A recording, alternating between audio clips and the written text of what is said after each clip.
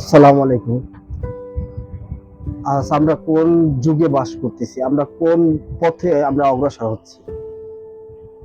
এই মৃত্যু মিছিল কবে শেষ হবে? সোহাগ নামের একটি বরগুনার একটি নিরীহ এবং অরাজনৈতিক একটি ছেলে, যে কোনোদিন রাজনীতির সাথে যুক্ত ছিল না, সেই ছেলেটাকে এইভাবে নৃশংসভাবে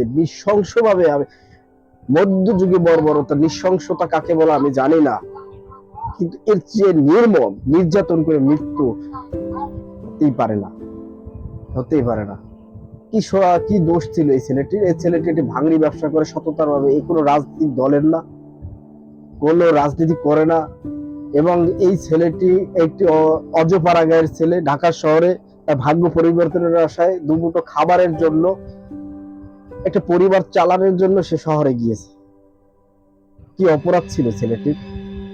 আজ ছেলেটিকে এই নৃশংসতার, আপনারা চাঁদাবাজি বলেন, যাই বলেন, আপনারা সেই লোকটাকে মেরে ফেললেন। কি অপরাধ হলো, কি কাজ হলো বলেন? কেমন দেশে বসবাস করি আমরা তো এক স্বৈরাচার থেকে ফিরে আসছি, যে না ওই স্বৈরাচার থেকে ফিরে এসে আমরা ভালো থাকবো, স্বৈরাচারের হাত থেকে ফিরে আসছে আমরা ভালো থাকবো। তাহলে এটা আমাদের কেমন ভালো থাকা? এটা কেমন ভালো থাকা? ছাত্র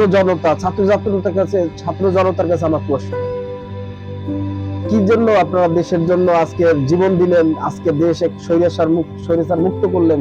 এই দিন আনার জন্য, এই নৃশংস দিনগুলো দেখার জন্য? একটা মানুষ এভাবে মেরে ফেলে, ধিক্কার জানাই বিচার ব্যবস্থাকে। আজ প্রশাসনের উচিত ছিল এই যে কুলাঙ্গার যে লোকগুলো, মানুষ যে কুত্তাগুলো, এই কুত্তাগুলোকে ওপেন ক্রস ফায়ার দিয়ে একবারে রাস্তায় মেরে ফেলা। আজ একটাকে মারবেন, আরো 10টা শুধরে যাবে। জেগে ওঠেন, বিবেকের কাছে প্রশ্ন দিন। রাজনীতিক যারা ছত্রছায়া যে দলই করুক না কেন, সেই নেতাদের বলছি, আপনারা জাগ্রত হন। আজকে সোহাগের বাপ মা বুঝে যে কি বেদনা। আপনি জাগ্রত হন, বিবেকের কাছে প্রশ্ন করেন। টাকা পয়সা দিয়ে কিছু হবে না ভাই। একটা মানুষ রাস্তার পাশে মৃত্যু হয়েছে, সেই মানুষটারও উপরে নির্যাতন, মৃত্যুর পরেও, মৃত্যু নিশ্চিত জেনেও তার উপরে পাথর দিয়ে বারবার নিক্ষেপ করেছেন। এবং একটি মৃত্যু মিছিলে কি আপনাদের ওদের হৃদয় বলতে কুত্তাগুলোর কিছু নাই, ওরা একটা পাষণ্ড।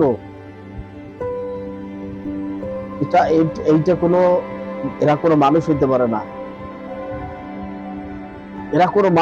পারে না, এই মানুষগুলো আসলে কোনো মানুষই না, এরা মানুষের পর্যায়ে পড়ে না। আপনি কি বলবেন এদেরকে?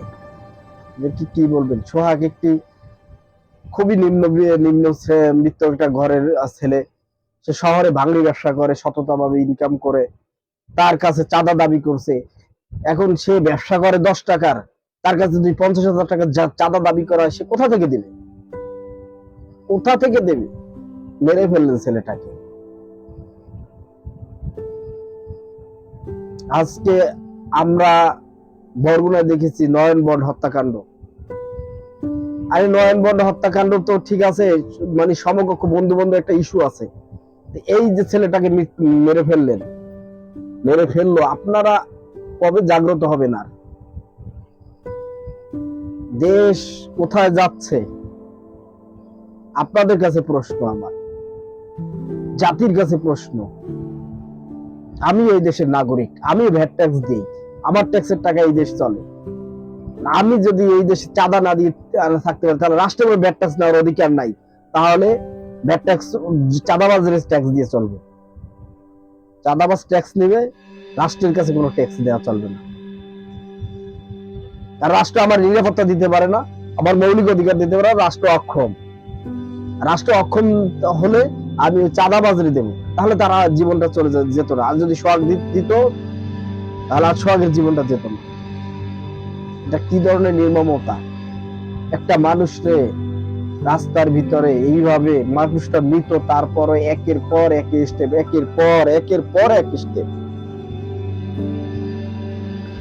আহ,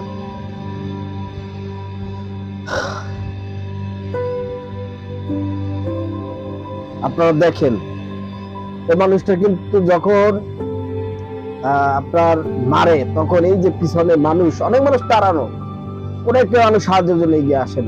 এতগুলা মানুষ যদি স্টেজের মধ্যে গোটা কয়েক চাঁদাবাজ, এই চোরের বাচ্চারা কিন্তু যাইতে পারতো। কোথায় আমাদের মূল মানসিকতা?